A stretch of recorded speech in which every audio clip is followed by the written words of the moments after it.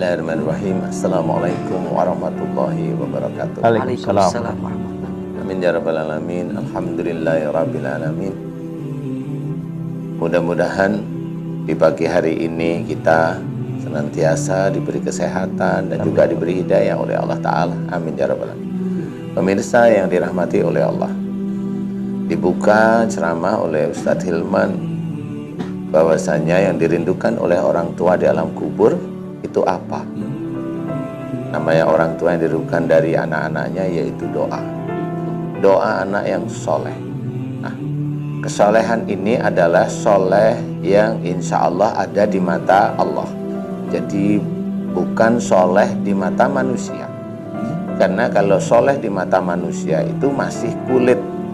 Seseorang hanya sering membaca Quran atau sering ke masjid atau dia puasa, tertib aja itu sudah dibilang soleh sebagai manusia. Tapi kalau di mata Allah belum.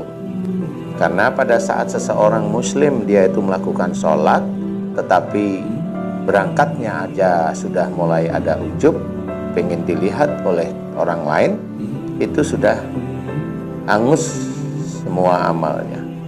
Semuanya termasuk bacaan Quran kita, kalau kita itu memang ada ujub, ada riya, bahkan sombong, habis. Dan itu jarang-jarang orang muslim seperti kita itu mohon ampun tentang ujub riya kita setiap hari yang sering kita lakukan. Soleh lewat mana?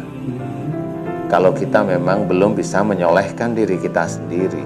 Nah, di titik inilah kita harus memahami bahwa soleh ini di mata Allah, bukan di mata manusia seperti kita. Mata manusia kita itu kalau lihat orang itu sudah banyak rezekinya, naik kendaraan bagus, sudah dibilang sukses.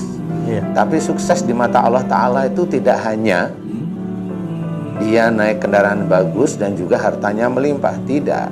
Tapi semua apa yang diberikan oleh Allah Ta'ala kepada mereka di dunia itu dipergunakan di jalan Allah. Harta yang banyak dipergunakan untuk menolong saudara-saudaranya, untuk mengembangkan agama Allah dengan baik, mengangkat yatim piatu.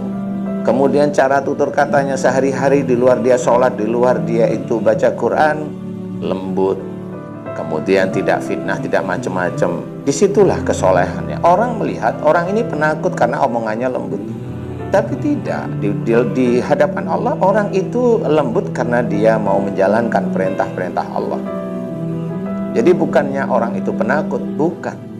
Sebenarnya orang itu bisa aja menjadi singa di hadapan orang lain. Tapi dia tidak mau memperlihatkan karena dia disuruh oleh Allah Ta'ala untuk lintalahum, lemah lembutlah kamu kepada mereka. Menjaga saudaranya yang seiman, yang satu kalimat yaitu syahadat, dijaga, tidak dibuka aibnya di depan umum. Itu soleh. Walaupun dia itu pakai peci, walaupun dia pakai sorban, kalau dia membuka aib saudaranya di depan umum, dia sudah melanggar hadis Nabi, bahwasanya dia mempermalukan saudaranya. Dan dia juga melanggar Quran, bahwa dia sudah mencari-cari kesalahan saudaranya sendiri, merasa kelompoknya benar, selesai. Apakah itu soleh? Belum tentu di hadapan Allah Ta'ala soleh. Apakah itu doanya bisa dikabulkan Allah dan dirindukan orang tuanya? Walau a'lam. Apakah itu soleh? Silahkan dinilai sendiri. Ayolah kita menyolehkan diri kita sendiri, benar-benar belajar untuk menjalankan. Kita dalam berdoa aja masih bisa dilihat. Doa kita diajarkan di dalam Quran. Allah menceritakan kalau momennya tahajud, wabil asarihum yastaghfirun. Ini kita menceritakan satu ayat aja dulu. Di penghujung malam mereka senantiasa memohon ampun. Jadi orang yang senantiasa menjalankan qiyamul lail atau orang yang selalu dia itu rajin untuk sholat sunnah tahajud, Allah menganjurkan untuk memohon ampun. Memohon ampun. Tapi kita aja di dunia sholatnya jelas, ininya jelas, mintanya macam-macam diminta di situ. Itu udah memperlihatkan kita itu belum tentu patuh dengan perintah Allah di titik itu. Walaupun minta macam-macam, boleh nggak? Boleh sih.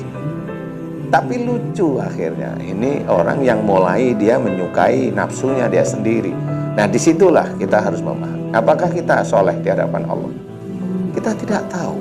Tetapi kalau kita memang mau belajar beneran, ayolah kita menyolehkan diri sendiri.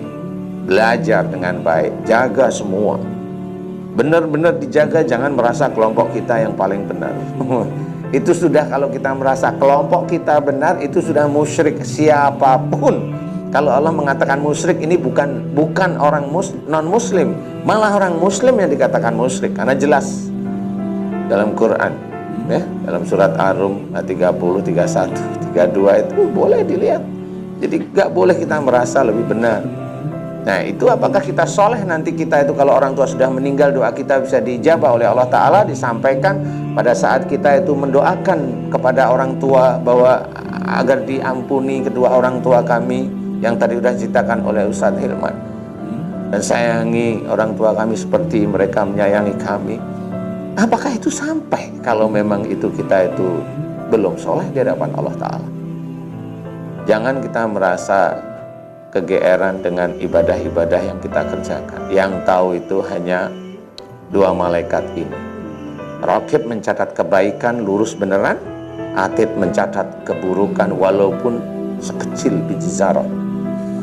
Itu yang harus kita ketahui. Kalau memang kita memang betul-betul ingin mendoakan orang tua kita yang sudah meninggal dengan catatan soleh di hadapan Allah Ta'ala, ayo dirubah mulai saat ini.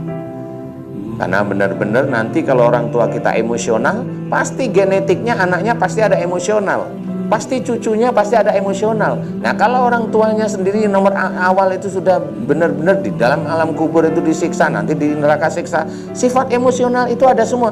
Lah, orang tua yang awal ini menjadi lokomotif bagi keluarganya. Nggak pernah berpikir kita seperti itu, menjadi lokomotif, menjadi genetik yang hobinya marah keras kaku, marah keras kaku. Dari mana kita bisa mengecap enaknya surga besok? Ayo kita rubah. Ku anfusakum wa alikum naro. Tetap ini akan berhubungan dengan doa anak soleh yang dinanti orang tuanya di alam kubur. Ayo kita belajar benar-benar serius memperbaiki akhlak kita.